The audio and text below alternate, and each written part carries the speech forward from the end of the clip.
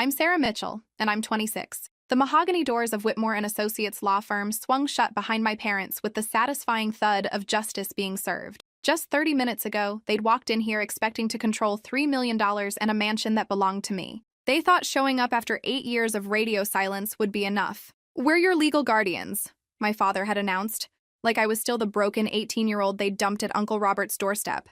"We'll manage this inheritance responsibly." My mother had nodded with that fake, concerned expression she'd perfected. "You're too young for this kind of money, honey. You'll just waste it." I'd sat there, hands folded, listening to them plot my financial future. The same people who'd chosen their addictions over raising me were now worried about responsibility. Rich, right? Then I'd reached into my purse and pulled out the manila envelope Uncle Robert had given me 3 months before he died. "Before we discuss anything," I'd said, sliding it across the polished conference table to Mr. Whitmore, "perhaps you should read this." The moment Mr. Whitmore opened it, my parents' faces went from smug to terrified. Dad actually started hyperventilating. Mom grabbed his arm like she was drowning. "Where are you watching from today? Drop your location in the comments below and hit that like and subscribe button if you've ever felt abandoned by the people who should have protected you. You'll definitely want to stick around for what happened next."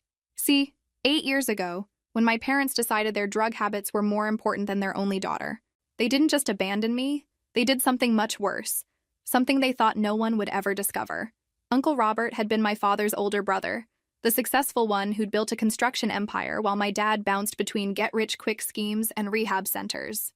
When my parents showed up at his house that October night, strung out and desperate, they'd begged him to take me in. Just temporarily, they'd promised, until we get clean. Uncle Robert had opened his home to me without hesitation. He'd enrolled me in private school, taught me about business, treated me like the daughter he never had. But more importantly, he'd investigated exactly why my parents had really given me up.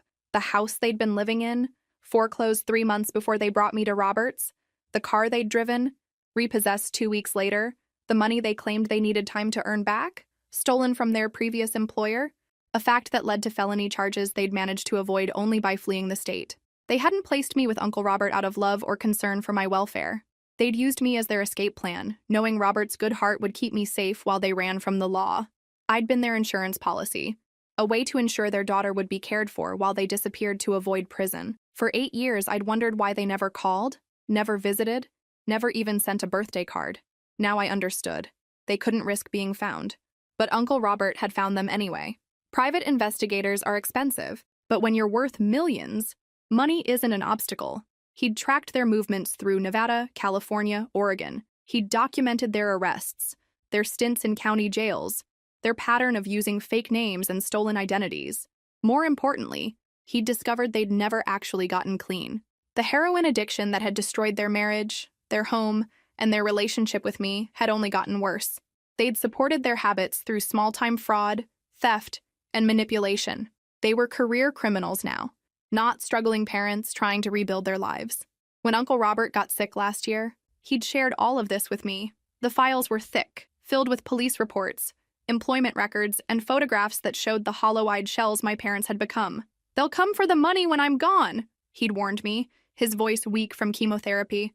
People like that always do. They can smell inheritance like vultures smell death. He'd been right, of course. The funeral was on a Thursday.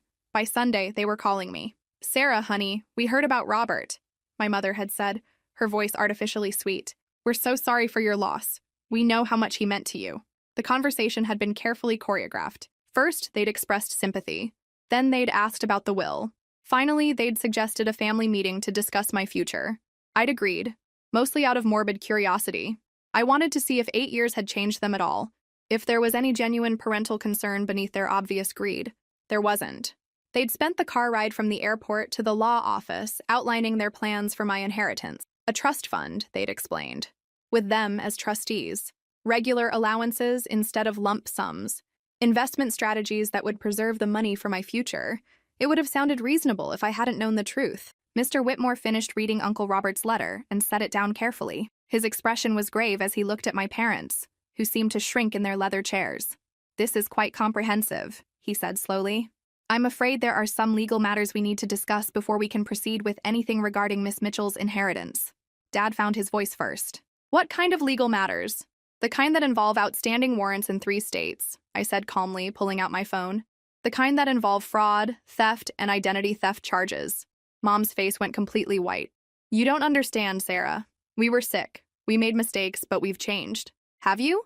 I asked. Because according to the private investigator Uncle Robert hired, you were arrested in Portland just 6 months ago for running a credit card scam.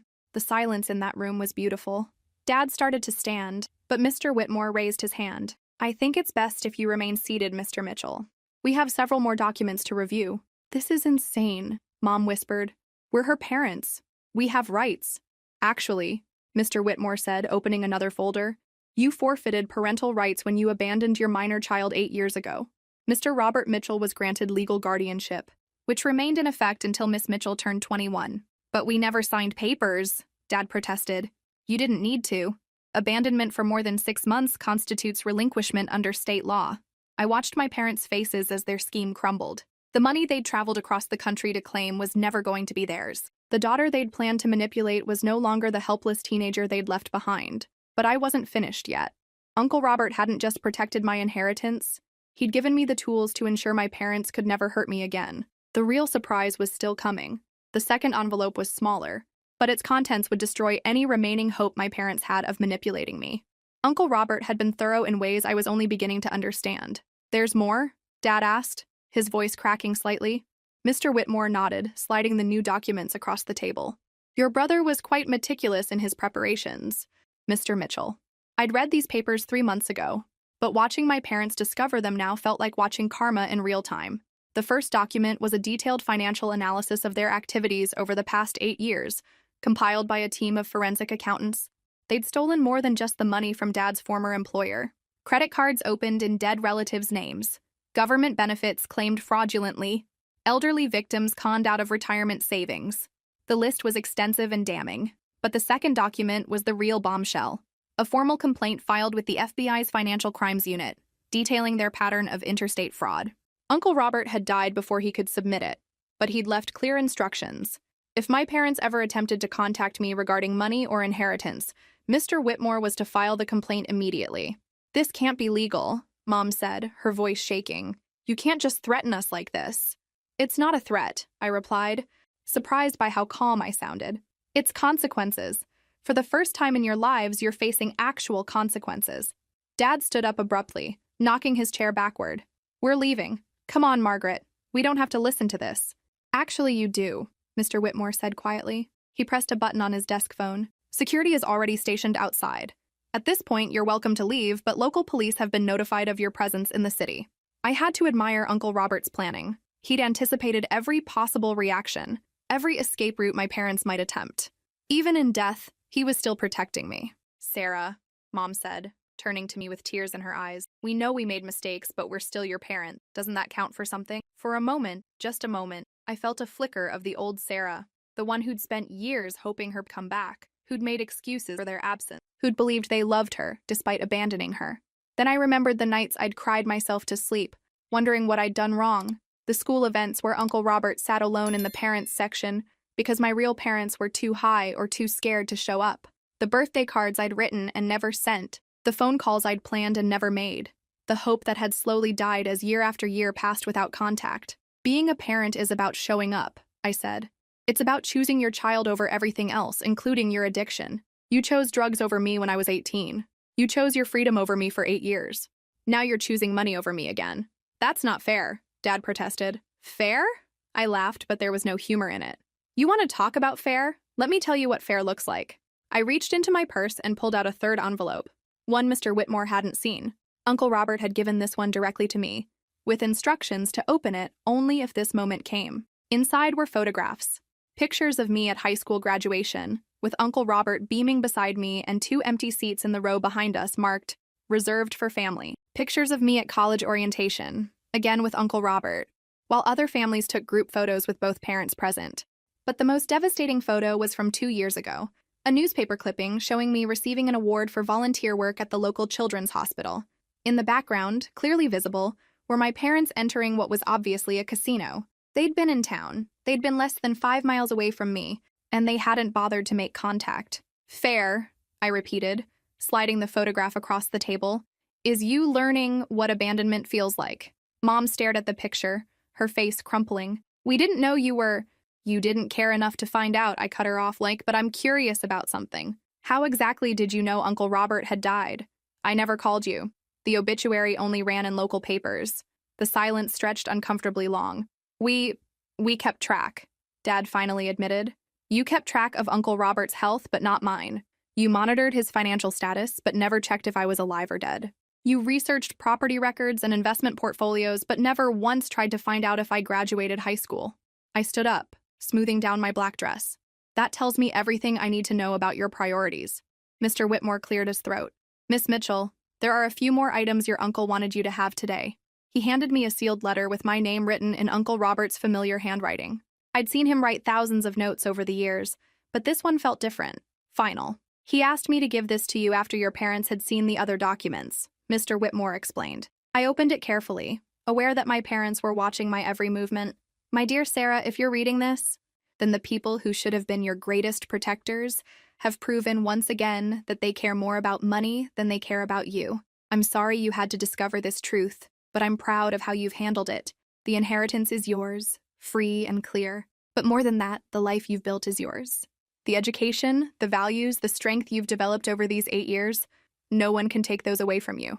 Your parents will likely make one final attempt to guilt you into giving them money. They may claim to be clean, to need help, to have changed. They haven't. Addiction without recovery is just delayed destruction.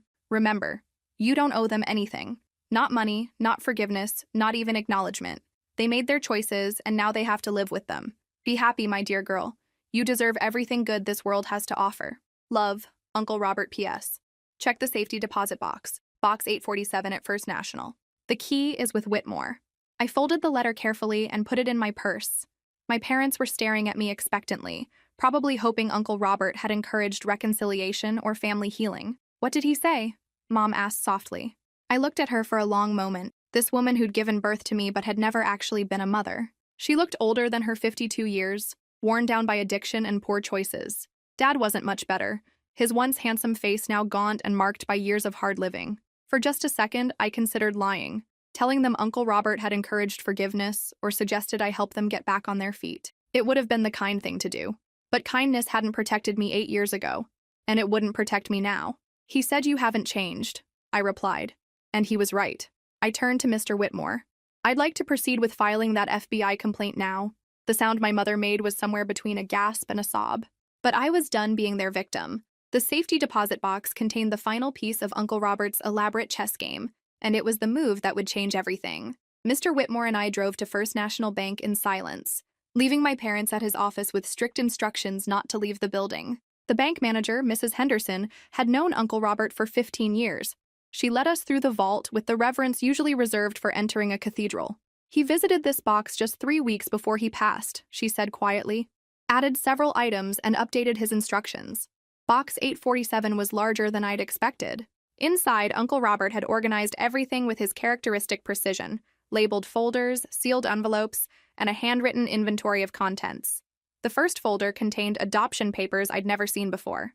Official documents showing that Uncle Robert had filed for legal adoption when I turned 19. My parents had been served notice, but they'd never responded because they were using fake names in Nevada at the time. Legally, Uncle Robert hadn't just been my guardian. He'd been my father for the last 7 years of his life. The second folder was labeled insurance policies, but it contained much more than that. Life insurance, yes, but also documentation proving that my parents had attempted to take out policies on Uncle Robert's life 3 different times over the past 5 years. Each application had been flagged by insurance companies as potentially fraudulent. They hadn't just planned to inherit from me, they'd planned to inherit from him. But the third folder was the nuclear option. Bank records showing that my parents had emptied my college fund when I was 17, stealing nearly $40,000 Uncle Robert had been saving for my education. They'd used the money to buy drugs and fund a cross-country trip that ended with their arrest in California. Uncle Robert had replaced the money without telling me, paying for my entire college education out of his own pocket while quietly documenting their theft. I need to make some phone calls, I told Mr. Whitmore, starting with Detective Morrison at the Financial Crimes Unit. The drive back to his office felt different now. I wasn't just a young woman protecting an inheritance anymore. I was someone who'd discovered the full extent of her parents' betrayal and was finally in a position to do something about it. My parents were still in the conference room when we returned, but they'd aged a decade in the 2 hours we'd been gone. Dad was pacing by the window while Mom sat hunched over in her chair, crying quietly. "Find anything interesting?" Dad asked with false bravado when I walked in. I set the folders on the table without a word. The adoption papers went first, followed by the insurance fraud evidence, and finally the college fund theft documentation. "Oh, God," Mom whispered when she saw the bank statements. "Sarah, we can explain." "Stop." My voice was sharper than I intended. "Just stop." I'd spent 8 years making excuses for them, telling myself they were sick, that addiction was a disease, that they'd abandoned me because they were too broken to be parents. Some part of me had always held on to the hope that underneath the drugs and chaos, they still loved me. But love doesn't steal from your child's college fund. Love doesn't attempt insurance fraud against the person caring for your daughter. Love doesn't track someone's death for inheritance purposes, while ignoring that same daughter for nearly a decade. "The police are on their way," I said calmly. "Detective Morrison is very interested in talking to you both." Dad's face went pale. "You called the cops on us?" "I called the cops on 2 people who have been committing fraud for years and recently attempted to steal from me. The fact that you happen to share my DNA is irrelevant." "Sarah, please," Mom begged, reaching across the table toward me. "We know we've made mistakes, but we're still family. You can't just—" I pulled my hand away before she could touch it. "We stopped being family 8 years ago. What we are now is strangers with shared genetics and a very long list of crimes between us." "Mr." Whitmore checked his watch. Detective Morrison said 20 minutes. "She's bringing a warrant." "A warrant?" Dad's voice cracked. "For what?" "Interstate fraud, identity theft, insurance fraud, theft from a minor, and conspiracy," I recited from memory. "Plus whatever charges come from the FBI complaint I filed an hour ago." The silence that followed was beautiful. For years, I'd imagined what it would be like to see my parents again, to tell them how their abandonment had affected me, to demand explanations for their choices. I'd never imagined this, watching them realize that their past had finally caught up with them. "We could run," Dad said quietly to Mom. "Leave now before the cops get here." "Where?" Mom asked hopelessly. "We don't have money for gas, much less another cross-country trip, and Sarah's made sure every police department in the country knows who we are now." "You could have avoided all of this," I said, surprising myself with how calm I sounded. 8 years ago, you could have chosen recovery over addiction. 5 years ago, you could have chosen honest work over fraud. Last week, you could have chosen to make contact because you missed me, not because you wanted money. "We did miss you," Mom said desperately. "Every day, Sarah, every single day. But not enough to get clean. Not enough to call. Not enough to choose me over everything else in your lives." I stood up and walked to the window, looking out at the city Uncle Robert had taught me to love. In a few minutes, police would arrive and arrest the people who'd given me life but never actually lived up to the title of parents. Tomorrow, I'd wake up as an orphan by choice rather than circumstance. "For what it's worth," I said without turning around, "I forgive you for abandoning me. 18-year-olds are resilient, and Uncle Robert gave me everything I needed to build a good life." I heard Mom's sharp intake of breath, hope creeping into her voice. "Then why? But I'll never forgive you for what you did after," I continued. "For staying away when you could have come home. For choosing drugs over recovery, fraud over honest work, greed over love, for tracking Uncle Robert's illness like vultures circling carrion." Detective Morrison's arrival was announced by the sound of car doors slamming in the parking lot below. "And I'll never forgive you for making me choose between family and self-respect," I finished, finally turning to face them. "You forced me to become someone who calls the police on her own parents. That's not the person Uncle Robert raised me to be." Dad started crying then, deep, broken sobs that might have moved me if I hadn't spent 8 years crying for parents who never came home. "We're sorry," he managed between. "God, Sarah, I know you are," I said gently, "but sorry doesn't change. Sorry doesn't give me back my childhood, or Uncle Robert has stolen money, or all those other people you've hurt over the years. Sorry is just a word." The conference room door opened, and Detective Morrison entered with 2 uniformed officers. She was a tall woman with graying hair and kind eyes that probably made suspects forget how smart she was. "Miss Mitchell," she said, extending her hand. "I'm Detective Morrison. I understand you have some information for us." "Everything you need is in these folders," I replied, gesturing to the table. "Financial records, documentation of fraud, evidence of ongoing criminal activity." Detective Morrison picked up the first folder and scanned its contents. Her eyebrows rose slightly as she read. "This is quite comprehensive," she said. "How long have you been gathering this information?" "My uncle spent 8 years collecting it," I answered. "He always said the truth has a way of surfacing eventually." "Margaret and Daniel Mitchell," Detective Morrison said, looking at my parents. You're under arrest for multiple counts of fraud, identity theft, and conspiracy. You have the right to remain silent." As the officers handcuffed my parents and read them their rights, Mom looked at me one last time. "I love you, Sarah," she said, tears streaming down her face. "Whatever you think of us, please know that we love you." I stared at her for a long moment. This broken woman who'd given birth to me but had never learned how to be a mother. "Love is a choice," I said finally. "And you've spent 8 years choosing everything else. Have you ever had to choose between family loyalty and protecting yourself? How do you balance forgiveness with accountability when the people who hurt you are your own blood?" Share your thoughts in the comments below. I'd love to hear your perspective on this impossible situation. 3 days after my parents' arrest, I was finally alone in Uncle Robert's house. My house now, trying to process what felt like the end of one life and the beginning of another. The silence was profound in a way I'd never experienced before. No more waiting for parents who would never come home. No more wondering if I was worth loving. No more carrying the weight of their abandonment like a stone in my chest. The house felt different too, lighter somehow, as if Uncle Robert's spirit had been waiting for this resolution before finding peace. I walked through rooms filled with memories of the man who'd saved me, touching objects that told the story of our 8 years together. His desk in the study still held the fountain pen he'd used to write me notes for school lunches. The kitchen counter bore the ring stains from his coffee mug, which he'd set down in the exact same spot every morning while reading the financial section. His bedroom still smelled faintly of his cologne, a scent that had always meant safety to me. But it was in his closet that I found the final surprise. Behind his winter coats, pushed far back against the wall, was a trunk I'd never seen before. It was old, military style, with brass corners and a lock that opened with a small key I found taped to the inside lid. Inside were photo albums, dozens of them, chronicling my life from the day I'd arrived at his house as a scared, angry 18-year-old. Pictures I'd never known he'd taken, me doing homework at the kitchen table, laughing at something on television, working in the garden behind the house. But more than that, there were letters, hundreds of them, addressed to "My dear daughter Sarah," written but never sent. I sat on his bedroom floor and read them chronologically, watching my life through his eyes. Letters about his pride when I made the dean's list. Letters about his worry when I went on my first date. Letters about his joy when I decided to major in business, following in his footsteps. And threaded throughout, his growing love for the girl who'd been dropped into his life by tragedy, but had become his greatest blessing. October 15th. Sarah's been here 3 months now. She still flinches when I raise my voice, even when I'm just calling to her from another room. What did those people do to this child? But she laughed today at dinner, really laughed, and for a moment I saw who she could become. December 3rd, parent-teacher conferences today. Sarah's chemistry teacher called her a joy to have in class. I nearly cried right there in that tiny plastic chair. When was the last time anyone called this girl a joy? March 22nd. Sarah asked if she could call me Dad today. I said yes so fast I probably scared her. But the smile on her face.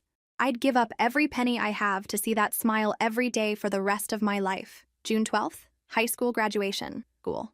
Sarah wore the dress I bought her and looked like a princess. Her real parents didn't show, but I filled that empty seat in my heart with pride. She's mine now. Truly mine. And I'm the luckiest man alive. I was crying by the time I reached the letters from my college years, when Uncle Robert had learned to express his love through care packages and phone calls, never wanting to hover, but always wanting me to know I was cherished. September 15th. Sarah called tonight to tell me about her economics professor. She's found her passion, and it's beautiful to witness. I never had children of my own, never knew what I was missing, but watching this brilliant girl discover her potential, there's no greater privilege. November 8th. Sarah brought a boy home for Thanksgiving. Nice kid, respectful, made her laugh, but more importantly, he looked at her like she hung the moon. She deserves that. She deserves everything. The final letter was dated just 2 weeks before his death. My dear daughter Sarah, the doctors tell me I have weeks, not months. I'm not afraid of dying, but I'm terrified of leaving you alone. Not because you can't handle whatever comes next. You're the strongest person I know, but because I want to see everything you'll accomplish. You asked me once why I took you in, why I didn't just send you to foster care or let child services handle your situation. The truth is, I was selfish. My house was too quiet, my life too empty. You didn't just need rescuing, I did too. But somewhere along the way, loving you stopped being charity and became the greatest joy of my life. You weren't my duty or my burden. You were my daughter as surely as if I'd been there the day you were born. When your biological parents come, and they will come, remember that love isn't determined by genetics. Love is shown through action, through choice, through showing up every single day. By that measure, you've been my daughter for 8 years, and I've been your father. The money I'm leaving you isn't just inheritance, it's investment capital for the life you're going to build. Use it wisely, but more importantly, use it joyfully. Travel, explore, take chances, make mistakes. Live the life I never got to have. And Sarah, don't let anyone make you feel guilty for protecting yourself. The people who love you will understand. The people who don't understand were never really on your side anyway. You are loved beyond measure. Dad, Robert. I sat in his closet for an hour, surrounded by the evidence of a love I'd felt but never fully comprehended. Uncle Robert hadn't just taken me in. He'd chosen me, deliberately and completely, every single day for 8 years. When I finally stood up, brushing tears from my face, I felt something I'd never experienced before. Complete certainty about who I was and where I belonged. Not with the people who'd abandoned me, but with the memory of the man who'd shown me what unconditional love looked like. The house phone rang, interrupting my thoughts. I almost didn't answer, assuming it would be another reporter or curious neighbor wanting details about my parents' arrest. But the caller ID showed Detective Morrison's number. Miss Mitchell? I wanted to update you on your parents' situation. Are they still in custody? Yes, and they'll likely remain so for some time. The FBI complaint triggered a multi-state investigation. We're finding victims in Nevada, California, Oregon, and Washington. The charges are mounting. I should have felt satisfaction, but instead I felt only a dull ache. How long? If they're convicted on all charges, 15 to 20 years, possibly more. 20 years.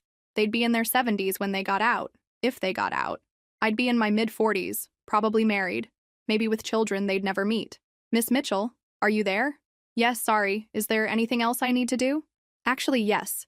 Their defense attorney wants to arrange a meeting. He thinks they might be willing to plead guilty in exchange for reduced sentences, but only if you agree to speak on their behalf at sentencing. I almost laughed. Even facing decades in prison, they were trying to use me. Tell their attorney I'll consider it, I said. But not for the reasons he thinks. After hanging up, I walked through the house one more time, seeing it through new eyes. This wasn't just the place where I'd lived for 8 years. It was home in every sense that mattered. These walls held memories of birthday parties and Christmas mornings, homework sessions and heart-to-heart talks, all the ordinary moments that had built an extraordinary relationship. Uncle Robert had given me more than money and property. He'd given me a foundation, a sense of worth, and an understanding of what real love looked like. My biological parents had given me life, but he'd taught me how to live it. The question now was what to do with that gift. I pulled out my phone and scrolled through my contacts until I found the number I was looking for. Jenny? It's Sarah Mitchell. I know it's been a while, but I wanted to ask you something. Are you still running that nonprofit for kids aging out of foster care? Jenny's voice brightened immediately. Sarah, of course I am. Why? Because I think I might have a way to help. Are you free for coffee tomorrow? I have a proposition for you. As I hung up, I felt Uncle Robert's presence in the room, almost as if he were nodding approvingly. The money he'd left me was meant to be invested in life, and I couldn't think of a better investment than helping kids who'd been abandoned like I was. My parents had taught me what I didn't want to become. Uncle Robert had shown me who I could be. Now it was time to choose which legacy I'd carry forward. The next morning would bring new challenges, new opportunities, and the beginning of a life I'd build entirely on my own terms. But for tonight, I was content to sit in the house that love had built, surrounded by the evidence of what family really meant. Some families are born, others are chosen. I'd been lucky enough to experience both the pain of the first and the joy of the second. The coffee shop where I'd arranged to meet Jenny was bustling with the usual morning crowd, but I spotted her immediately. She hadn't changed much in the 3 years since we'd graduated together. Still the same auburn curls, still wearing clothes that looked like they'd been selected more for comfort than fashion. Jenny Morrison had been my study partner in business ethics class, but more than that, she'd been someone who understood what it felt like to grow up without reliable parents. Her foster care experience had been different from my abandonment story, but we'd recognized the same wariness in each other, the same careful way we approached relationships. Sarah Mitchell, she said, standing to hug me. Look at you, all mysterious with your early morning phone calls. What's going on? I'd rehearsed this conversation in my head, but sitting across from her now, I realized I'd never actually talked to anyone about my parents' return or the inheritance. The whole situation felt surreal even to me. You remember my Uncle Robert, the one who raised me? Of course. He came to graduation, right? Seemed like a really good guy. He died 6 months ago. Left me everything. His construction company, $3 million, and the house. Jenny's coffee cup stopped halfway to her mouth. Holy shit, Sarah. I mean, I'm sorry for your loss, but wow. That's not the crazy part, I continued. The crazy part is what happened when my biological parents found out about the inheritance. I told her everything. The surprise appearance at the lawyer's office, the documents Uncle Robert had compiled, the arrest 3 days ago. Jenny listened without interrupting, her expression shifting from surprise to anger to something that looked like admiration. So, your parents, who abandoned you 8 years ago, showed up trying to control your inheritance and you had them arrested for fraud? She summarized when I finished. Pretty much. That's actually badass, Sarah.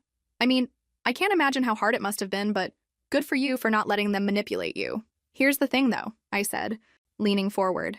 I don't want to be defined by what they did to me.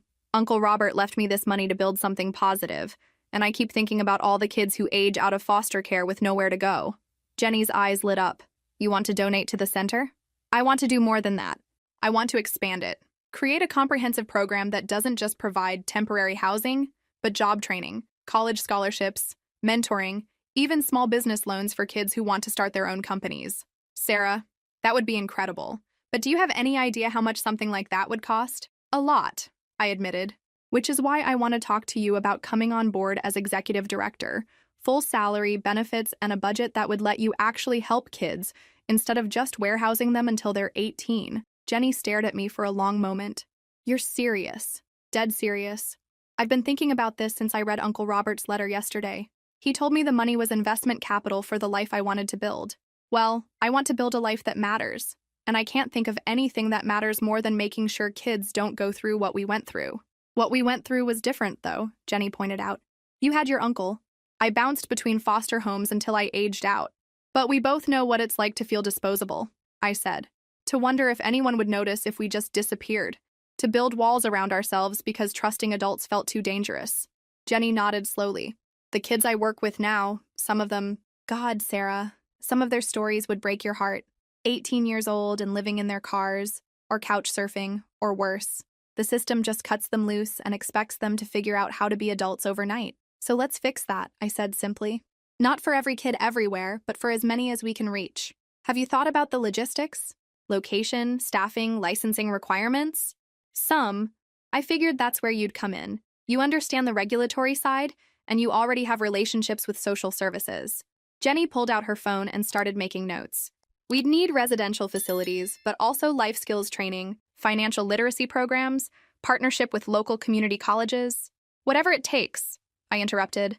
Within reason, obviously, but money isn't the limiting factor here. Sarah, this is a lot. Are you sure you want to commit this much of your inheritance to something like this?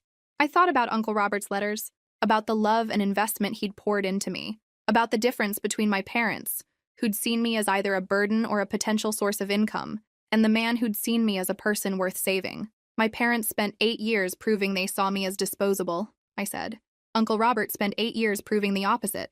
If I can give even one kid the kind of security and support he gave me, then yeah, I want to commit everything to this. Jenny was quiet for a moment, staring into her coffee cup. When she looked up, her eyes were bright with unshed tears.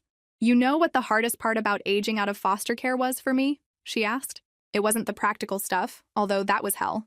It was the knowledge that there wasn't a single adult in the world who was required to care about me anymore.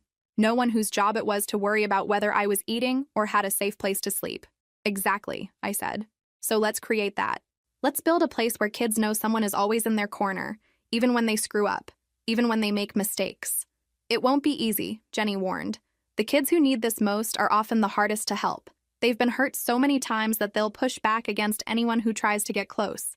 I know, but Uncle Robert didn't give up on me, even when I was angry and difficult and convinced that caring about people was just setting yourself up for disappointment. Jenny smiled. You were never that difficult. Cautious, maybe, but not difficult. You didn't see me at 18. I was a mess. We all were. That's the point, isn't it? Someone saw past the mess to the person we could become. I nodded. So what do you think? Are you interested in changing careers? Sarah, I've been dreaming about something like this since I started working with foster kids. The current system is so broken, so inadequate.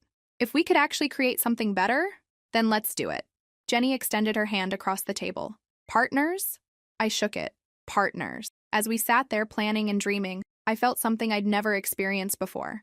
The satisfaction of turning pain into purpose. My parents' abandonment had led to Uncle Robert's love. which had led to this opportunity to help other abandoned kids. It wasn't that the pain had been worth it, exactly, but maybe it could be transformed into something meaningful. There's one more thing, I said as we prepared to leave. My parents' sentencing is in a few months. Their lawyer wants me to speak on their behalf, asking for leniency. Are you going to do it? I'm thinking about it, but not in the way he expects. Jenny raised an eyebrow. Meaning? Meaning I might speak at their sentencing, but I'm not going to ask the judge to go easy on them. I'm going to tell the truth about what their choices cost. Not just me, but all the other people they hurt over the years. That's brave, Sarah. And probably the right thing to do. Uncle Robert always said that accountability and love aren't opposites. You can love someone and still hold them responsible for their actions. Smart man, the smartest, I agreed. As we walked out of the coffee shop, already making plans for our next meeting, I felt Uncle Robert's presence again. He'd given me the tools to build a life that mattered, and I was finally ready to use them. My parents had taught me what abandonment looked like. Uncle Robert had shown me what commitment looked like. Now it was my turn to show other kids the difference. 2 weeks later, I stood in the abandoned warehouse that would become the cornerstone of our program, watching Jenny pace excitedly through the empty space while rattling off renovation plans. This section could be individual studio apartments for the older kids, she said, gesturing to the east wing. And over here we could have common areas, maybe a computer lab, definitely a commercial kitchen for teaching life skills. The warehouse was perfect, large enough to house 20 residents comfortably, zoned for mixed residential and educational use, and most importantly, available for a price that wouldn't devastate our startup budget. Uncle Robert's construction company had connections throughout the city, which had made finding the right property much easier than expected. The city inspector said we're looking at about 6 months for renovations if we hire the right contractors, I told Jenny, as she examined the electrical systems along the north wall. Your uncle's company could handle most of this, right? Actually, that's something I wanted to talk to you about. I pulled out a folder thick with financial documents. I've been meeting with the company's management team, trying to figure out what to do with the business. Jenny stopped pacing and gave me her full attention. And? They want to buy me out. Fair market value, which would give us another $2 million for the program, but it would also mean losing the construction connections. That's a big decision. It is. But I think it's the right one. The managers know the business better than I do, and they've been loyal to Uncle Robert for years. They deserve to own it. I'd spent countless hours agonizing over this decision. Uncle Robert's construction company wasn't just a business, it was his legacy, built from nothing over 30 years of hard work and smart decisions. Selling felt like betraying his memory, but keeping it meant trying to manage something I didn't understand, in an industry I had no experience with, while also trying to launch a nonprofit that would require all of my attention. Uncle Robert had been practical above all else, and I knew he'd approve of the choice that would help more kids. Have you decided what to do about your parents' sentencing? Jenny asked as we made our way to what would eventually be the main office space. I'm going, next month. To speak on their behalf? To speak for their victims, I corrected. All of them, including the 18-year-old girl they abandoned. Jenny nodded approvingly. Good. Accountability, right? Accountability, I agreed. My phone rang, interrupting our planning session. The caller ID showed Detective Morrison's number. Miss Mitchell? I have an update on your parents' case. What kind of update? They want to plead guilty to all charges in exchange for concurrent sentences of 12 years. The prosecutor is inclined to accept, given the strength of the evidence and the cooperation they're showing. 12 years. Still a significant chunk of their lives, but less than the 20 years we discussed earlier. What do you think? I asked. Honestly, 12 years is appropriate for the crimes they committed. They'll be out when they're in their mid-60s, old enough to have learned their lesson, but young enough to potentially rebuild their lives. And the victims? Are they satisfied with this outcome? Most of them, yes. The financial restitution is more important to them than the length of incarceration. After hanging up, I found myself staring out the warehouse's grimy windows at the city skyline. Somewhere out there, my parents were sitting in jail cells, probably congratulating themselves on avoiding the full consequences of their actions. Everything okay? Jenny asked. My parents are pleading guilty. 12 years. How do you feel about that? Honestly, relieved. A trial would have meant months of reliving their betrayal, and I'm ready to move forward. But you're still planning to speak at the sentencing? Especially now.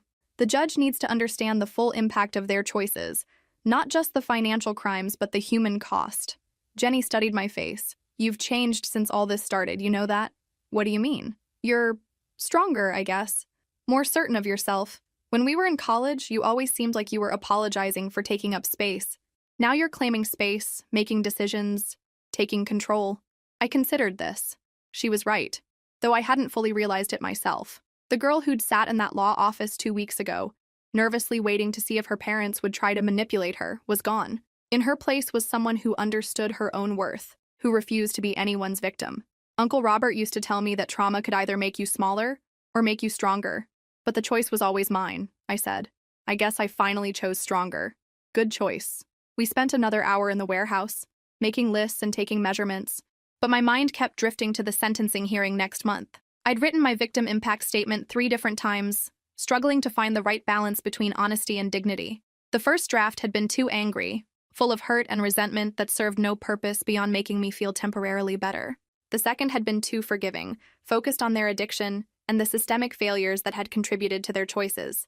The third draft, which I'd finally settled on, was simply truthful. It acknowledged the pain their abandonment had caused while also recognizing the strength I'd found in surviving it. It held them accountable without demonizing them, and it honored Uncle Robert's love without minimizing their failures.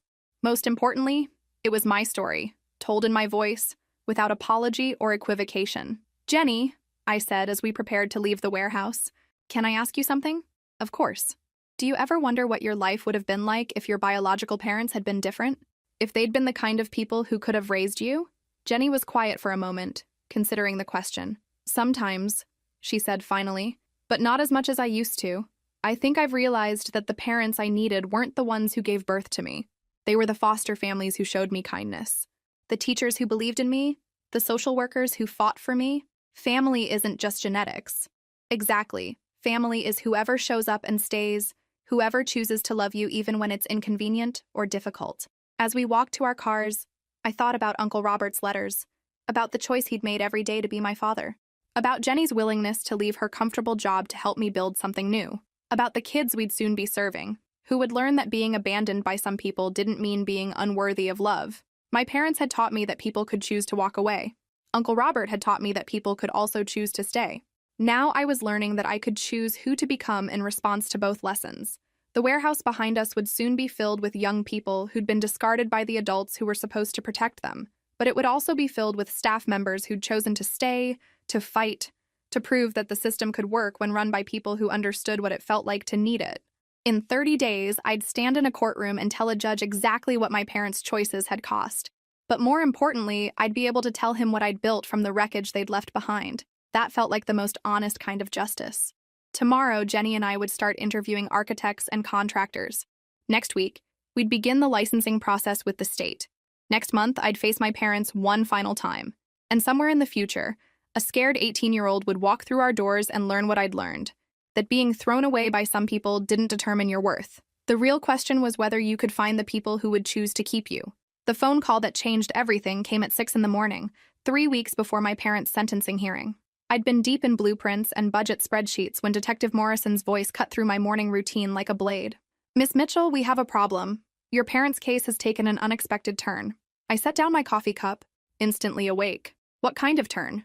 "They're claiming they have information about additional crimes. Crimes involving you and your uncle's estate. Their lawyer filed a motion yesterday requesting a plea hearing." "That's impossible. Uncle Robert was completely legitimate in his business dealings. They're not alleging financial impropriety," Detective Morrison said carefully. "They're claiming your uncle coerced them into abandoning you by threatening to expose previous criminal activity. They say they were blackmailed into staying away." The silence that followed felt like falling through ice. My parents, facing 12 years in prison, were now trying to destroy Uncle Robert's reputation and paint themselves as victims of his manipulation. "That's a lie," I said, my voice steadier than I felt. "I believe you, but their lawyer has submitted what appears to be documentation. Old letters, bank records, phone records. The prosecutor wants to investigate before finalizing the plea agreement." "Meaning what, exactly?"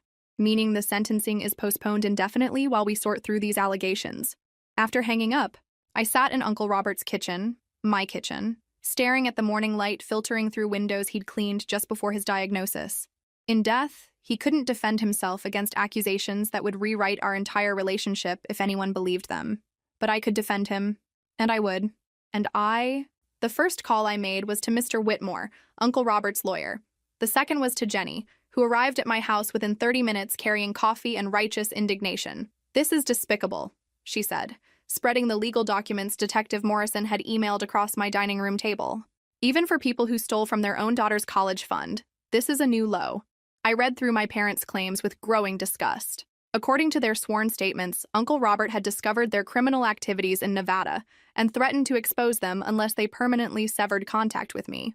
They painted themselves as loving parents, forced to make an impossible choice: abandon their daughter or face decades in prison. It's almost believable, I admitted reluctantly. If you didn't know Uncle Robert, if you didn't understand how he really felt about me, you might think he was capable of this. But we do know him, Jenny said firmly. And more importantly, you have evidence that contradicts every word of this. She was right. Uncle Robert's letters, the photo albums, the detailed documentation of their crimes, it all painted a very different picture. But would it be enough to counter their accusations in court? There's something else, I said, pulling out a folder I'd discovered the night before while going through Uncle Robert's personal papers. I found this in his safe. The folder contained correspondence between Uncle Robert and a private investigator, but not the one who'd tracked my parents' criminal activities. This investigator had been hired to monitor my parents' attempts to contact me over the years. Look at this, I said, pointing to a report dated 3 years ago. They tried to find me when I graduated college. The investigator documented 17 different attempts to locate me through social media, alumni directories, even employment records. Jenny scanned the document. If they were being blackmailed into staying away, why were they actively trying to find you? Exactly. And look at this one from last year. I showed her another report. They hired their own investigator to research Uncle Robert's health and financial status. They were planning this inheritance grab long before he died. This proves they're lying. It proves they're desperate enough to destroy a dead man's reputation to save themselves. The real question was whether I was strong enough to fight this battle. Taking on their initial criminal charges had been straightforward. I'd had evidence, law enforcement support, and clear moral ground. This was different. This was warfare. Jenny must have seen something in my expression because she reached across the table and grabbed my hand. Sarah, you don't have to do this alone. Whatever legal fight comes next, I'm with you. The nonprofit can wait if it has to. No, I said, surprised by the steel in my own voice. The nonprofit can't wait. There are kids who need what we're building, and I won't let my parents' lies delay that by even one day. Then what's the plan? I thought about Uncle Robert's letters, about the love and patience he'd shown me even when I'd been difficult and suspicious. He'd never once made me feel like a burden or an obligation. Every memory I had contradicted my parents' narrative. We build a war room, I said. We gather every piece of evidence that shows what our relationship really was. Photos, school records, medical records, financial documents, witness statements from neighbors and teachers and anyone who saw us together over the years. That's going to be a lot of work. Good thing I have time and money. I smiled for the first time since Detective Morrison's call, and it's going to be therapeutic. What do you think will happen next? Will Sarah be able to expose her parents' lies and protect her uncle's memory? Share your predictions in the comments below. I have a feeling you're not going to believe what happens at the courthouse. Over the next week, my dining room transformed into a command center. Jenny and I worked 12-hour days, cataloging 8 years of evidence that told the real story of my relationship with Uncle Robert. We interviewed neighbors who'd watched him teach me to drive in the driveway. We gathered school records showing him at every parent-teacher conference, every school play, every graduation ceremony. Mrs. Henderson from the bank provided documentation of Uncle Robert's methodical approach to protecting my inheritance, including the establishment of educational trusts and careful investment strategies that spoke to long-term planning, not sudden guilty conscience. But the most powerful evidence came from an unexpected source. Uncle Robert's cardiologist, Dr. Williams, who'd treated him for the heart condition that eventually led to his cancer diagnosis. Your uncle talked about you constantly during his appointments, Dr. Williams told me over the phone. For 3 years, every visit included updates about your college progress, your career plans, your personal life. He was incredibly proud of you. Would you be willing to provide a statement to that effect? Absolutely. But there's something else you should know. About 6 months before his death, your uncle asked me to help him understand his prognosis in terms of your future. He wanted to make sure he lived long enough to see you established in your career. What do you mean? He was planning to tell you about his illness after you graduated and found your first job. He didn't want his health problems to interfere with your education or early career development. That's not the behavior of someone who felt guilty about separating a loving family. That's the behavior of a devoted father putting his daughter's needs first. By the time we finished compiling evidence, we had a timeline that completely contradicted my parents' version of events. Uncle Robert's love for me was documented in medical appointments, financial planning, school involvement, and hundreds of small gestures that spoke to genuine care rather than guilty obligation. But I knew my parents' lawyer would argue that all of this could be explained as elaborate cover for Uncle Robert's supposed blackmail scheme. I needed something more definitive, something that would expose their lies beyond any doubt. That's when I remembered Uncle Robert's most private possession, his daily journals, which he'd kept for over 20 years. They were locked in his bedroom safe, and I'd never felt comfortable reading them. But now, his reputation and my future depended on understanding his most private thoughts. The journals were leather-bound, filled with Uncle Robert's careful handwriting, documenting everything from business decisions to weather patterns, to his thoughts about raising me. I started with the entries from the week my parents had brought me to his house, 8 years ago. October 12th, Margaret called tonight crying, says she and Daniel are in trouble, need someone to watch Sarah for a few weeks while they sort things out. I said yes, of course, but I suspect a few weeks is optimistic. That girl has been through enough. October 15th, Sarah's been here 3 days. She barely speaks, barely eats. Found her crying in the guest room last night, but she wouldn't tell me why. I don't think she trusts adults anymore. Can't say I blame her. October 20th, no word from Margaret or Daniel. Sarah asked when they're coming back. I told her soon, but I'm starting to think never might be more accurate. Part of me hopes I'm right. This child needs stability. November 3rd, spoke with a family lawyer today about Sarah's situation. If her parents don't maintain contact, I can petition for guardianship. I want to be prepared if that becomes necessary. She deserves better than this uncertainty. The entries continued chronologically, documenting Uncle Robert's growing love for me and his increasing anger at my parents' abandonment. But nowhere in thousands of pages was there any mention of blackmail, coercion, or threats. Instead, there was the portrait of a man who'd fallen in love with the idea of being a father and couldn't understand how anyone could walk away from their child. December 25th, Sarah's first Christmas here. She seemed happy, really happy for the first time since she arrived. I bought her too many presents, probably, but seeing her smile was worth it. I hope her parents never come back. Is that terrible? I don't care if it is. June 15th. Graduation day. Sarah looked so beautiful in her cap and gown. I cried like an idiot, but I don't care who saw. This brilliant, strong, wonderful girl is mine now, as surely as if I'd raised her from birth. Her parents' loss is my greatest gain. The final journal entries, written just days before his death, were devastating in their honesty and love. The lawyers keep asking about Sarah's biological parents, whether they might contest the will. I hope they try. I hope they come crawling back so Sarah can see exactly who they really are. She's strong enough now to handle the truth, and I've given her every tool she needs to protect herself. If something happens to me before Sarah's ready, I hope she finds these journals. I hope she understands how much joy she brought to my life. I was never her consolation prize. She was never mine either. We were chosen family, the best kind there is. Reading those words, I finally understood what I had to do. The courtroom was packed the morning of my parents' emergency hearing, but I felt calmer than I had in weeks. Mr. Whitmore sat beside me, a thick folder of evidence at his elbow, while Detective Morrison occupied the row behind us with what appeared to be half the financial crimes unit. My parents entered in shackles, looking older and more worn than they had just a month ago. County jail had not been kind to them, but more than that, they carried themselves like people who knew they were grasping at their last hope. Their lawyer, a slick-looking man named Harrison Wells, had the demeanor of someone who specialized in long-shot defenses and Hail Mary strategies. He moved with the confidence of a person used to creating chaos in courtrooms, but I'd done my research. His track record was more impressive on paper than in reality. Judge Catherine Morrison, no relation to Detective Morrison as she'd clarified when we'd met earlier, called the hearing to order with the brisk efficiency of someone who'd seen every possible courtroom drama and had little patience for theatrics. "Mr. Wells," she said, "I've reviewed your motion and the accompanying documentation. You're alleging that your client's previous guilty plea was entered under duress due to newly discovered evidence of coercion by the deceased Robert Mitchell. Is that correct?"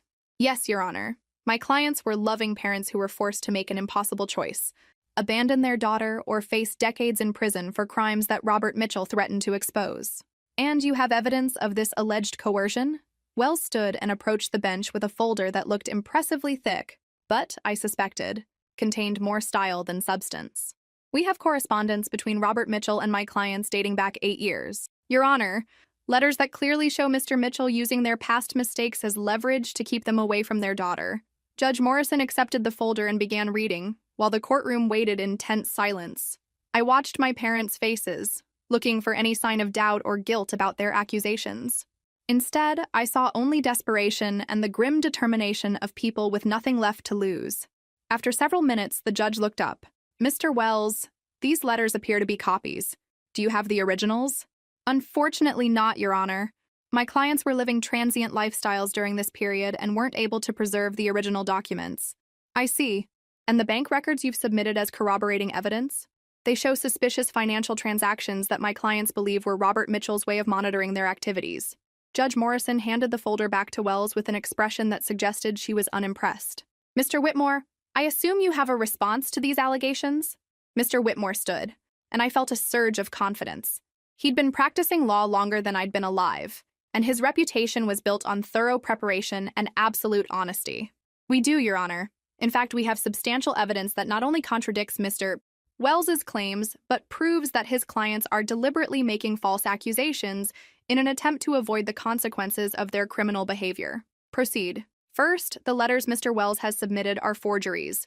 The paper, ink, and printing methods are all inconsistent with documents from 8 years ago. We have a forensic document analyst prepared to testify to that fact." Wells objected immediately.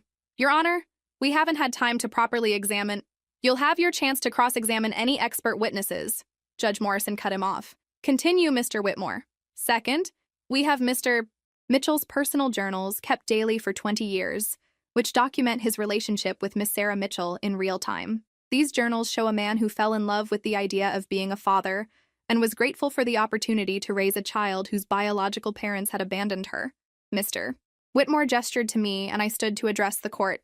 "Your Honor, I'd like to read a brief excerpt from my uncle's journal, written 1 month after I came to live with him." Judge Morrison nodded permission. I opened the journal to the page I'd marked, my voice steady despite the emotion of the words. "Sarah asked me today if I thought her parents would come back for Christmas. I told her I didn't know, but privately I hope they don't. She's starting to smile again, starting to trust. If they came back now, they'd just hurt her again when they left. Some people aren't meant to be parents. Some people are meant to step in when the real parents fail." The courtroom was completely silent as I closed the journal. "That doesn't sound like the thoughts of a man who was blackmailing anyone," I continued. "That sounds like the thoughts of someone who loved me enough to hope my biological parents would stay away permanently." "Objection," Wells called out. "Hearsay. The defendant can testify to her own experiences," Judge Morrison replied. "Overruled." Mr. Whitmore resumed his presentation, methodically destroying every aspect of my parents' story. Bank records showed that Uncle Robert had never monitored their financial activities. He'd hired investigators to track their criminal activities, which was completely different. Phone records proved they'd never received threatening calls from him. Most damning, their own investigators' reports showed they'd been actively trying to locate me and Uncle Robert for years, behavior completely inconsistent with people being coerced into staying away. "Your Honor," Mr. Whitmore concluded, "the defendants are career criminals facing significant prison time who have decided to launch a desperate attack on a man who can no longer defend himself. They're hoping to create enough doubt to negotiate a better plea agreement. But their lies are easily exposed by the documentary evidence." Judge Morrison looked at my parents for a long moment. "Mr. Mitchell, Mrs. Mitchell, do you have anything to say before I rule on this motion?" My father stood shakily. "Your Honor, we know we made mistakes, but we loved our daughter. We were young, we were addicted. We made bad choices, but we never stopped loving her. Mr. Mitchell, I'm not questioning whether you loved your daughter. I'm questioning whether you're telling the truth about Robert Mitchell's alleged coercion." "We are telling the truth," my mother said, standing beside my father. "He threatened us. He said he'd make sure we went to prison for decades if we ever contacted Sarah." "Then why?" Judge Morrison asked. "Do the investigators' reports show that you were actively trying to locate your daughter as recently as last year?" The silence that followed was devastating. My parents looked at each other, then at their lawyer, then at the floor. We wanted to see how she was doing," my father finally said weakly. "But you just testified that Robert Mitchell threatened you with exposure if you made contact. Which is it, Mr. Mitchell? Were you too afraid to contact your daughter? Or were you actively trying to find her?" Wells jumped to his feet. "Your Honor, my clients were conflicted about their situation." "Your clients are lying, Mr. Wells," Judge Morrison said flatly. "The evidence presented here today shows a clear pattern of deception designed to avoid accountability for their criminal actions." She turned to address my parents directly. "Mr. and Mrs. Mitchell, making false accusations against a deceased person in an attempt to manipulate the legal system, is contempt of court. I'm imposing an additional 6 months on any sentence you ultimately receive." Wells looked like he wanted to object, but thought better of it. "Furthermore, the judge continued. Your original plea agreement is hereby reinstated. 12 years, concurrent sentences, with the additional 6 months for contempt. Do you understand? My parents nodded miserably. Miss Mitchell, Judge Morrison said, turning to me, I want to commend you for your dignity throughout this process. It takes considerable courage to stand up to family members, even when they're in the wrong. As the bailiff led my parents away, I felt something I hadn't expected. Pity. Not enough to forgive them, not enough to ask for leniency, but enough to recognize that they were people who'd made catastrophically bad choices, and were now facing the full weight of those decisions. Outside the courthouse, Detective Morrison congratulated me on the outcome, but I felt oddly empty. This should have been a victory, but instead it felt like the closing of a book I'd never wanted to read in the first place. You okay? Jenny asked as we walked to our cars. I think so. It's just final, you know. Before today, there was always some tiny part of me that wondered if they might change, if they might become different people. Now I know they won't. Is that necessarily a bad thing? I considered this. No, I don't think it is. It means I can stop waiting for them to become the parents I needed and focus on being the person Uncle Robert raised me to be. And who is that person? Someone who builds things instead of tearing them down. Someone who protects kids instead of abandoning them. Someone who tells the truth even when lies would be easier. As we drove back toward the warehouse that would soon house our nonprofit, I felt Uncle Robert's presence in the car with me. Not in a supernatural sense, but in the values he'd instilled, the strength he'd helped me develop, the love he'd shown me every day for 8 years.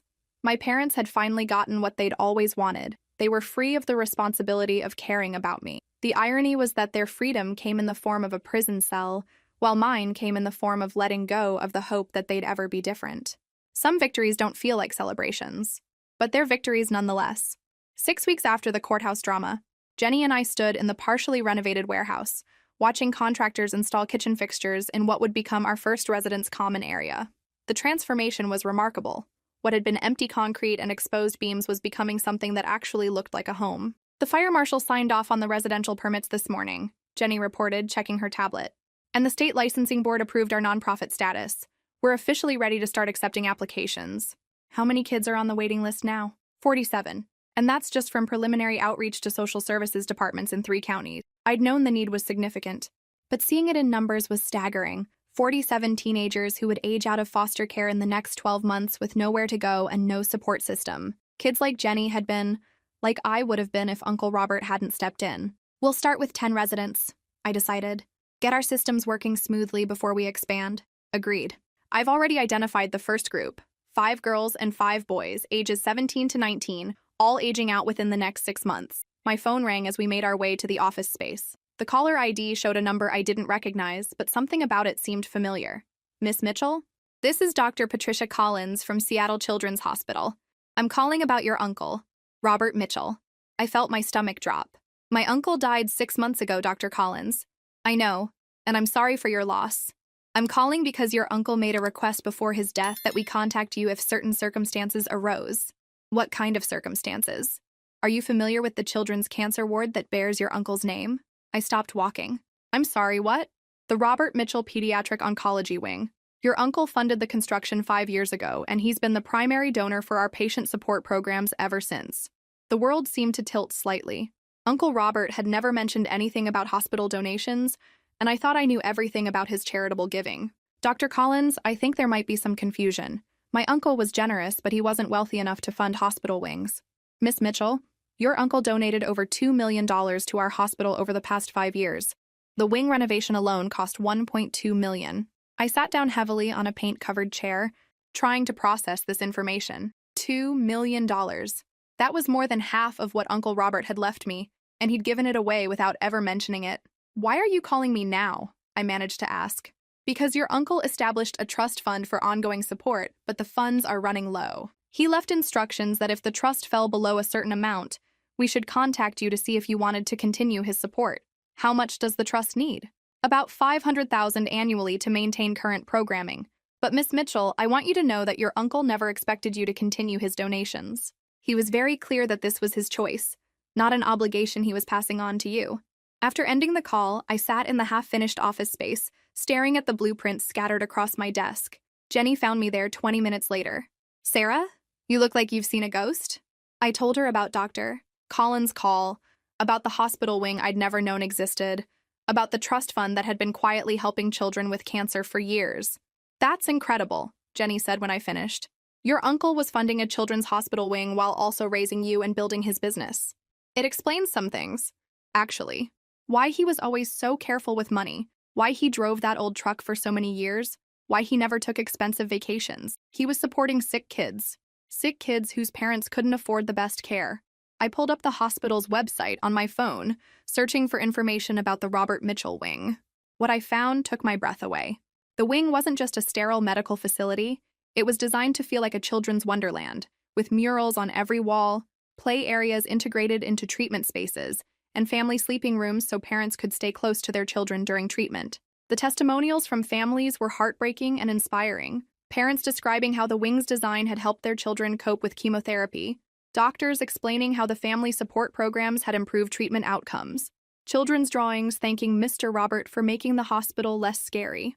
"Jenny, look at this," I said, turning my phone so she could see a photo of the wing's main playroom.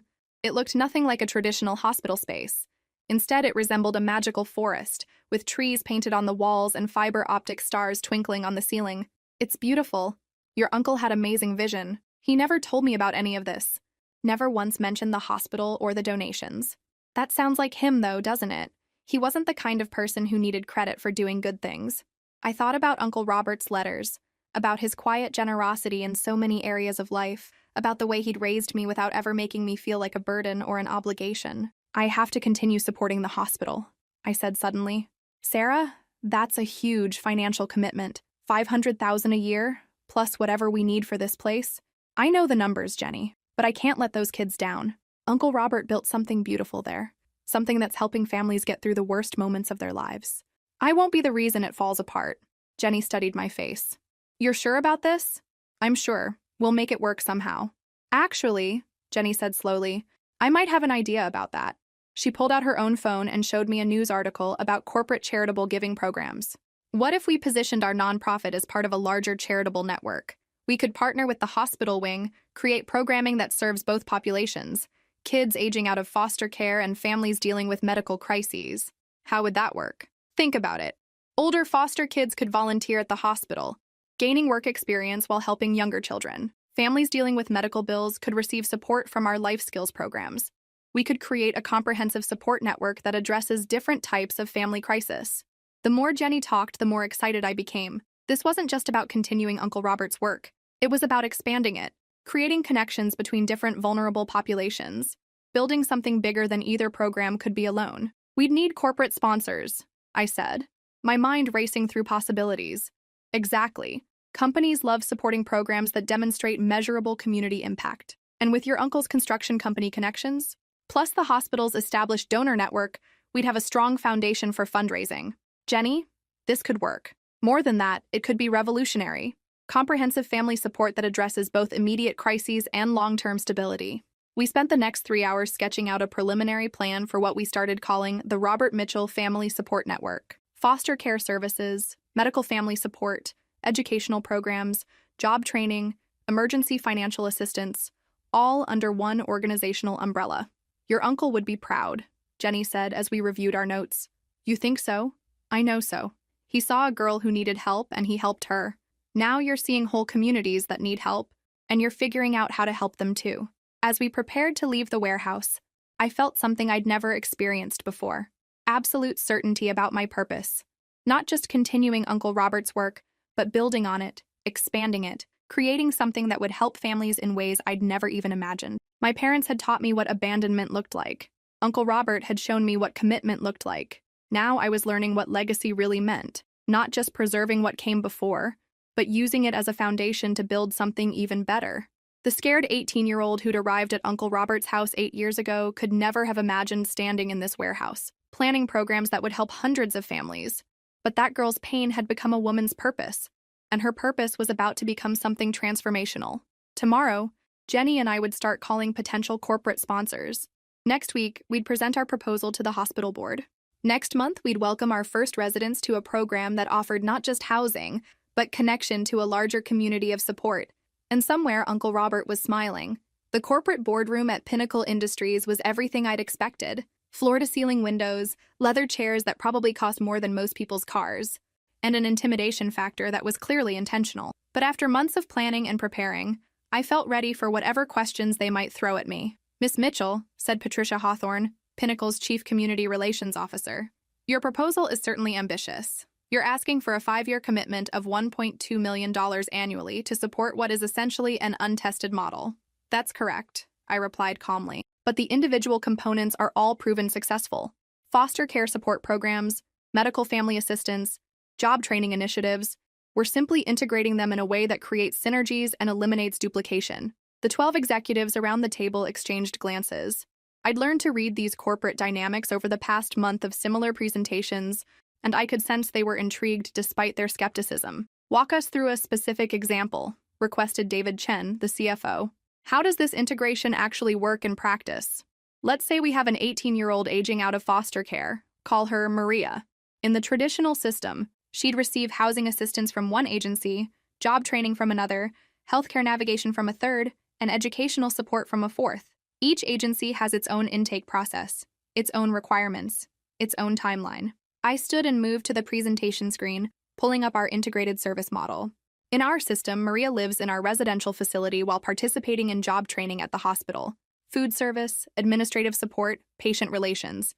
She earns money, gains experience, and contributes to the community. When her own health issues arise, she already understands the medical system because she works in it. When she's ready for independent living, she has references, savings, and ongoing support connections." "And the corporate benefit?" asked Ms. Hawthorne. "Pinnacle gets measurable community impact, positive media attention, and a pipeline of trained employees who understand your company's values because they've been part of your charitable network from the beginning." The questions continued for another hour, covering everything from liability insurance to long-term sustainability metrics. But I could sense a shift in the room's energy. These weren't people trying to find reasons to say no anymore. They were people figuring out how to say yes. "Miss Mitchell," said CEO James Whitfield, speaking for the first time since introductions, "I have to ask about your personal motivation here. You're 26 years old, you've inherited significant wealth, and you could be traveling the world or starting your own business. Why are you choosing to dedicate your life to social services?" This was the question I'd been preparing for, the one that required absolute honesty. "Because I know what it feels like to be disposable," I said simply. "I know what it's like to wonder if anyone would notice if you just disappeared. I know what it's like to age into adulthood without the safety net that most people take for granted." The room was completely silent. My uncle saved me from that experience, but he couldn't save every kid who needs saving. This program can't either, but it can save some of them. And for those kids, it will mean the difference between falling through the cracks and finding their footing. "That's very personal," observed Ms. Hawthorne. "It should be personal. These aren't statistics we're serving, they're people. Young people who deserve the same opportunities that corporate sponsorship can provide to your employees' children." Mr. Whitfield leaned forward slightly. "Miss Mitchell, assuming we were to approve this partnership, how would you measure success?" "Multiple metrics. Housing stability, employment rates, educational achievement, healthcare access, legal stability, community integration. But most importantly, we'd measure dignity." "How do you measure dignity?" "By listening to the young people we serve. By asking them if they feel valued, supported, empowered to make their own choices. By tracking whether they maintain family connections, biological, chosen, or created. By seeing whether they become people who lift others up, or people who struggle alone." The presentation concluded with a request for a 2-week decision timeline, after which I'd need to approach other potential sponsors. As Jenny and I gathered our materials, I felt cautiously optimistic about Pinnacle's response. "That went well," Jenny murmured as we waited for the elevator. "I think so too." Mr. Whitfield seemed genuinely interested in the measurable outcomes. The elevator doors opened to reveal a familiar face. Harrison Wells, my parents' former attorney. He looked surprised to see me, then quickly adopted the false friendliness of someone who'd been caught off guard. "Sarah Mitchell, what a pleasant surprise. What brings you to Pinnacle Industries?" "Business," I replied curtly, not feeling obligated to provide details. Of course. I heard about your nonprofit venture. Very admirable work you're doing." The elevator was taking forever to reach the ground floor. "I hope there are no hard feelings about the legal proceedings," Wells continued. "I was simply representing my client's interests, you understand." "Your clients lied under oath," I said flatly. "You helped them accuse a dead man of crimes he never committed." "I understand that perfectly." Wells shifted uncomfortably. "Well, the legal system worked as it should. Truth prevailed. Justice was served." Justice would have been my parents taking responsibility for their actions instead of trying to destroy an innocent man's reputation to save themselves. The elevator finally reached the lobby, and Jenny and I stepped out immediately. "Sarah," Wells called after me, "your parents asked me to tell you something if I ever saw you." Against my better judgment, I stopped and turned around. "They want you to know they're sorry. For everything. They had 8 years to be sorry," I replied. "They chose to be criminal instead. People change. Some do. They didn't." As we walked to our car, Jenny shook her head in disbelief. "The nerve of that guy acting like you should be grateful they didn't successfully frame your uncle for blackmail. He's a lawyer. Acting like terrible things are normal is literally his job." But Wells's words had affected me more than I wanted to admit. Not because I felt any inclination to forgive my parents, but because they reminded me that this whole situation would never truly be finished. Somewhere in a federal prison, 2 people who'd given birth to me were serving time for crimes that had hurt dozens of people, including me. They'd be released eventually, and they'd probably try to contact me again. The difference was that now I knew exactly who I was and what I stood for. I wasn't the scared 18-year-old who'd needed Uncle Robert to protect her. I was someone who'd built something meaningful from the wreckage of their abandonment. "Jenny," I said as we drove back toward the warehouse, "whatever happens with Pinnacle's decision, I want you to know this has been the most important work of my life. Mine too. But I think we're going to get good news from them." "What makes you so confident?" "Because you didn't just present a program proposal in there. You presented a vision of what communities could look like if we actually took care of each other. That's not something corporate executives hear every day." "And you think that matters to them?" "I think it matters to the human beings underneath the corporate titles. Mr. Whitfield has grandchildren. Ms. Hawthorne mentioned her daughter's struggle with addiction. Mr. Chen asked very specific questions about educational outcomes. These aren't people who just care about tax write-offs." As we pulled into the warehouse parking lot, I saw something that made my heart skip. A news van from the local television station, with a reporter and cameraman setting up equipment near our entrance. "Looks like word is getting out about what we're building," Jenny observed. "Good. The more people know about programs like this, the more likely other communities will start their own." The reporter approached us as we got out of the car. "Miss Mitchell, I'm Rebecca Torres from Channel 7 News. Could we have a few minutes of your time?" "What's this about?" "We're doing a story about innovative approaches to foster care support. Your program is being mentioned as a potential model for other cities." As I answered Rebecca's questions about our mission, funding, and timeline, I felt Uncle Robert's presence more strongly than ever. He'd lived quietly, helped people privately, and never sought recognition for his generosity. But the work he'd started was becoming something public, something that could inspire others to create similar programs in their own communities. "Miss Mitchell," Rebecca asked as the interview concluded, "what do you think your uncle would say about what you've accomplished here?" I thought about his letters, about the love and pride he'd expressed in pages he'd never intended me to see. "I think he'd say that the best way to honor someone's love is to pass it forward," I answered. "He saved me. Now it's my turn to help save others." As the news crew packed up their equipment, my phone buzzed with a text from an unknown number. "Saw the news story about your program. Very proud of what you're building. Would love to talk sometime. Patricia Collins, Seattle Children's Hospital." Change was coming, faster than I'd expected and in ways I'd never anticipated. But I was ready for it. The call from Pinnacle Industries came at 7 in the morning, 2 weeks to the day after our presentation. I was in the warehouse's kitchen, making coffee and reviewing our resident application files, when my phone rang. "Miss Mitchell, this is James Whitfield from Pinnacle Industries." I set down my coffee cup, suddenly wide awake. Corporate CEOs didn't typically make phone calls at 7 in the morning to deliver bad news. "Good morning, Mr. Whitfield. I'm calling with good news. Our board voted unanimously to approve your funding proposal.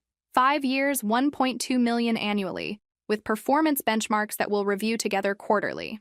The relief was so profound I had to sit down. "Mr. Whitfield, that's incredible. Thank you. Don't thank me yet.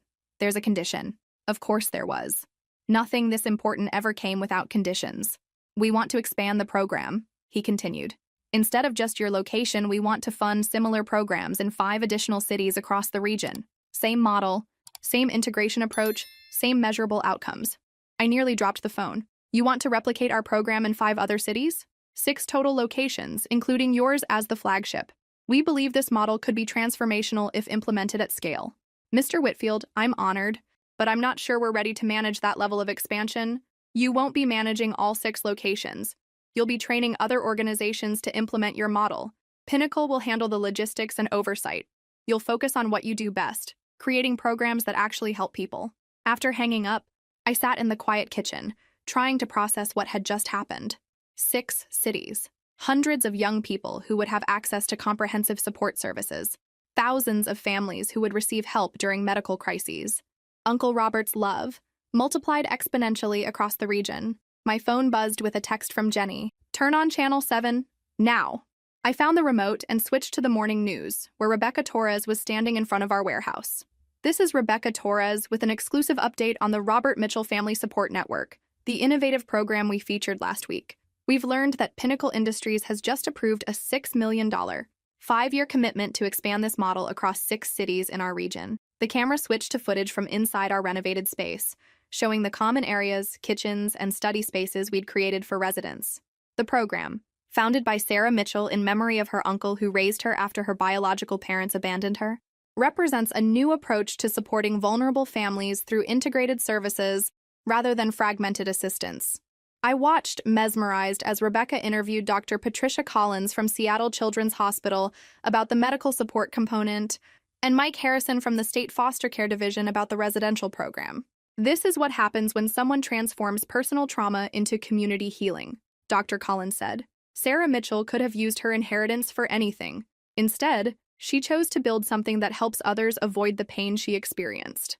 The story concluded with footage of me from the previous interview, answering Rebecca's question about what Uncle Robert would think. By the time the segment ended, my phone was ringing constantly. Other news stations wanting interviews, nonprofit organizations asking about replication models, corporate representatives inquiring about partnership opportunities, and then, unexpectedly, a call from Detective Morrison. Sarah, I'm calling with news about your parents. My stomach dropped. What kind of news? They've requested a meeting with you, through their prison counselor, not their lawyer this time. A meeting about what? They claim they want to apologize. Actually apologize, not manipulate or request favors. The counselor believes they're genuine, but the decision is entirely yours. I stared out the window at the parking lot where news vans were starting to gather. Detective Morrison, my parents have had 8 years to apologize. They chose crime instead. They had their sentencing hearing to take responsibility. They chose to attack Uncle Robert's reputation instead. Why should I believe they're genuine now? You shouldn't, necessarily. But the counselor mentioned something you might want to know. Your father has been in the prison hospital for the past month. He's very sick. Sick how? Liver failure. Complications from years of drug use. The doctors aren't optimistic about his long-term prognosis. I closed my eyes trying to process this information. My father was dying. The man who'd abandoned me, stolen from me, and tried to destroy Uncle Robert's reputation was dying, and he wanted to see me. How long does he have? Months, possibly less. The counselor thinks he wants to make peace before he dies. And my mother? She's the one who requested the meeting. She says she can't watch him die knowing they never tried to make things right with you. After ending the call, I sat in my car in the warehouse parking lot, surrounded by news vans and reporters who wanted to interview me about the triumph of turning trauma into purpose. The irony wasn't lost on me. Jenny arrived 20 minutes later, navigating through the media crowd with the efficiency of someone who'd spent years dealing with crisis situations. Congratulations, she said, climbing into my car. We're famous. My father is dying, I said without preamble. Jenny's expression immediately shifted from excitement to concern. What? I told her about Detective Morrison's call, about my parents' request for a meeting, about the choice I now faced between forgiveness and self-protection. What do you want to do? Jenny asked when I finished. I don't know. Part of me thinks they've lost the right to ask for forgiveness. Part of me thinks maybe Uncle Robert would want me to show mercy. Uncle Robert would want you to do whatever protects your emotional well-being. That's what parents are supposed to want for their children. But what if my father dies and I never gave him the chance to apologize? What if I spend the rest of my life wondering if I should have been bigger than my anger? Jenny was quiet for a moment, watching reporters set up equipment outside our building. Sarah, can I tell you something about forgiveness that I learned in therapy? I nodded. Forgiveness isn't about giving other people what they want.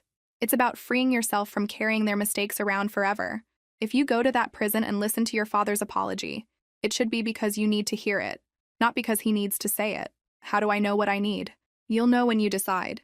But whatever you choose, make sure it's your choice, not guilt or obligation or some idea of what a good daughter would do.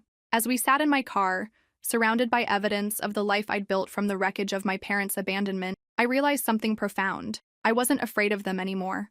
Not of their manipulation, not of their attempts to make me feel guilty. Not of their capacity to hurt me. I'd become someone who built programs that helped hundreds of people, someone who transformed pain into purpose, someone who carried Uncle Robert's love forward into the world. My parents couldn't take any of that away from me, no matter what they said or did. Jenny, I said finally, I think I know what I need to do. Yeah? I need to go see them. Not because they deserve forgiveness, but because I deserve closure. Are you sure? I'm sure. But I'm not going alone. Will you come with me? Of course. As we got out of the car to face the reporters and cameras, I felt Uncle Robert's presence more strongly than ever. He'd raised me to be someone who faced difficult situations with dignity and honesty, someone who protected herself while still maintaining compassion for others. Tomorrow, I'd visit a prison to see the people who'd given birth to me but had never learned how to be my parents. But today I was going to celebrate the expansion of a program that would help hundreds of young people find the kind of love and stability Uncle Robert had given me. Some chapters of life end with forgiveness. Others end with moving forward. I was finally ready to discover which kind of ending this story would have. The federal prison visiting room was nothing like the dramatic scenes I'd seen in movies. It was simply a large, sterile space filled with small tables and plastic chairs, where broken families attempted conversations under the watchful eyes of correctional officers. My parents looked smaller than I remembered, diminished by orange jumpsuits and the institutional pallor that comes from months of artificial lighting. Dad was noticeably frail, his skin yellowed from liver disease, while Mom appeared to have aged a decade in the 6 months since their sentencing. They stood when Jenny and I approached their assigned table, an awkward gesture that highlighted how little we knew about how to interact with each other anymore. Sarah, Mom said softly, her voice breaking slightly. Thank you for coming. I sat down across from them, studying their faces for signs of the manipulation and self-pity I'd expected. Instead, I saw something I'd never seen before. Genuine remorse. The counselor said you wanted to apologize, I said without preamble. I'm here to listen. Dad cleared his throat, his voice hoarse and weak. We know we have no right to ask for your forgiveness. We know we've done things that can't be undone, said things that can't be unsaid. But we needed you to know, Mom continued, that none of it was because we didn't love you. We loved you so much that we convinced ourselves leaving you was protecting you from us. Protecting me from what? From watching us destroy ourselves, Dad said. From being embarrassed by parents who couldn't stay clean, couldn't hold jobs, couldn't be the people you deserved. So you thought abandoning me was better? We thought Robert could give you everything we couldn't, Mom said, tears streaming down her face. A stable home, educational opportunities, a future that didn't involve apologizing for your parents' mistakes. I felt Jenny's hand squeeze mine under the table, grounding me. You were 18, Sarah, Dad said. Old enough to understand why we couldn't take you with us when we had to leave the state. Old enough to be better off without us. Old enough to feel abandoned and unwanted, I corrected. Old enough to spend years wondering what I'd done wrong. Nothing, Mom said emphatically. You did nothing wrong. We were broken people who made broken choices, and you paid the price for our failures. Then why didn't you get help? Why didn't you choose recovery over crime? Dad was quiet for a long moment, staring at his hands. When he looked up, his eyes were filled with a sadness that looked genuine. Because recovery required admitting we'd hurt you, and hurting you was the one thing we couldn't face. It was easier to stay high, stay running, stay criminal than to look at what we'd done to our own daughter. Cowardice, Mom added. Pure cowardice dressed up as sacrifice. I'd spent 8 years imagining this conversation, rehearsing angry speeches about abandonment and betrayal. But sitting here now, facing two people who appeared to finally understand the magnitude of their failures, I felt something unexpected. Pity. The lies you told in court about Uncle Robert, I said. Why? Desperation, Dad replied immediately. We were facing decades in prison, and we panicked. We told ourselves that if we could create reasonable doubt about our motivations, maybe we could reduce our sentences and eventually have a chance to make things right with you. Instead, you tried to destroy the reputation of the man who saved me. We know, Mom said, and we know how unforgivable that was. Robert Mitchell was a good man who loved you when we couldn't love ourselves enough to stay clean. We watched the news in here, Dad said. We saw the story about your program, about what you're building with your inheritance. And we're proud of you, Mom said. Proud and grateful that you became the person we never could be. I studied their faces, looking for signs of manipulation or false emotion. Instead, I saw two people who appeared to have finally faced the full consequences of their choices. Are you dying? I asked Dad directly. Yes. The doctors say maybe 3 months, maybe 6. Are you afraid? Of dying? No. Of dying without ever telling you the truth about why we left, which is that we loved you too much to let you watch us kill ourselves with drugs. We thought abandoning you was the most loving thing we could do. Instead, you taught me that love means walking away when things get difficult. No, Mom said urgently. Don't learn that from us. Learn what you learned from Robert. That love means staying, fighting, choosing the person you love over everything else. We sat in silence for several minutes, the weight of 8 years of separation and hurt filling the space between us. I can't forgive you, I said finally. Not because I don't want to, but because I'm not ready to. Maybe someday, but not today. Dad nodded. We understand. But I can tell you this. I'm not angry anymore. I spent too many years carrying your abandonment around like a stone in my chest. I won't do that anymore. What will you do instead? Mom asked. I'll remember Uncle Robert's love. I'll help kids who've been abandoned like I was. I'll build something meaningful from the wreckage you left behind. That's more than we deserve, Dad said. It's not about what you deserve. It's about who I choose to be. As our time ran short, I found myself studying my parents' faces, trying to memorize them, not as the people who'd hurt me, but as broken human beings who'd made catastrophic choices and were finally facing the consequences. Will you come back? Mom asked as Jenny and I prepared to leave. I don't know. Maybe. But not because you need me to, because I choose to. That's fair, Dad said. More than fair.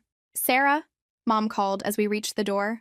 We know we have no right to ask this, but could you tell us about the program? About what you're building? I turned back to face them one last time. I'm building something that ensures kids never have to wonder if they're worth staying for, I said. I'm creating families for people whose biological families failed them. I'm proving that love is a choice, and some people are brave enough to make that choice every single day. Like Robert did for you. Like Robert did for me. Outside the prison, Jenny and I sat in the car for a long time, processing what had just happened. How do you feel? She asked. Free, I said, surprised by my own answer. For the first time since I was 18, I feel completely free. Free from what? From waiting for them to become the parents I needed. From carrying their shame and failures around as if they were mine. From the hope that someday they'd love me enough to choose recovery over destruction. And what will you do with that freedom? I thought about the 6 cities where programs like ours would soon be helping vulnerable families. About the hospital wing that would continue saving children's lives. About the hundreds of young people who would learn what I'd learned. That being abandoned by some people doesn't determine your worth. I'm going to live the life Uncle Robert gave me, I said, fully, purposefully, without apology. As we drove away from the prison, I felt Uncle Robert's presence in the car with us, not as a ghost or a memory, but as a living part of who I'd become. His love had survived his death and would survive mine, carried forward through every life our programs touched, every family we helped heal, every young person who learned that they were worth staying for. My parents had taught me what abandonment looked like. Uncle Robert had shown me what commitment looked like. Now I understood what legacy really meant, not just preserving what came before, but transforming it into something that would help others long after I was gone. 6 months later, our first residents moved into the warehouse. 2 months after that, similar programs opened in Portland, Sacramento, Phoenix, Denver, and Salt Lake City. A year later, Pinnacle Industries announced they were expanding the model to 12 additional cities. My father died on a Tuesday in November, with my mother beside his prison hospital bed. I sent flowers to his funeral but didn't attend. Not out of anger, but because I'd already said goodbye to the parents I'd needed them to be. My mother was released on compassionate parole 3 years later, clean for the first time in decades and committed to making amends to the people she'd hurt.